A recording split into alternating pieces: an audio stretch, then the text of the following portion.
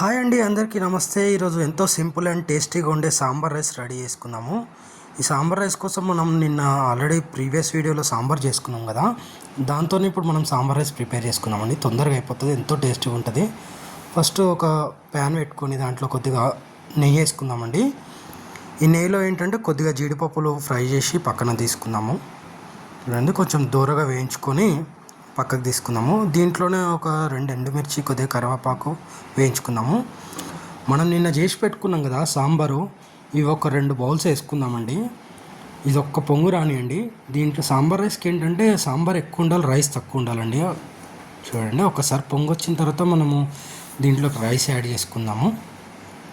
చూడండి, మీరు క్వాంటిటీని బట్టి అడ్జస్ట్ చేసుకోండి. ఒక్కసారి కలిపేసుకొని మనం చిన్న మంట పెట్టుకొని మొత్తం రైస్కి సాంబార్ అంతా పట్టేలాగా చిన్న మంట మీద ఒక 5-10 నిమిషాలు ఉడికించుకున్నాం అనుకోండి, సాంబార్ రైస్ రెడీ అయిపోతుందండి.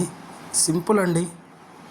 చూడండి, ఇంకిపోయింది కదా. మనం దించే ముందు కొద్దిగా ఒక స్పూన్ అంతా నెయ్యి యాడ్ చేసుకొని పైనంగా కొద్దిగా జీడిపప్పులు, కొత్తిమీర యాడ్ చేసుకొని దించేసుకున్నామంటే వేడివేడిగా ఎంతో రుచిగా ఉండే సాంబార్ రైస్ రెడీ అండి.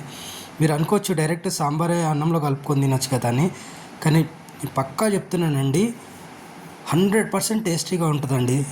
ఇది నేను గ్యారంటీ ఇస్తున్నాను. మామూలుగా కలుపుకొని తినే కంటే ఇది ఒకసారి ట్రై చేయండి, మీకు ఎంతో నచ్చుతుంది. ఒకసారి ట్రై చేసి ఎలా వచ్చిందో కామెంట్ చేయండి.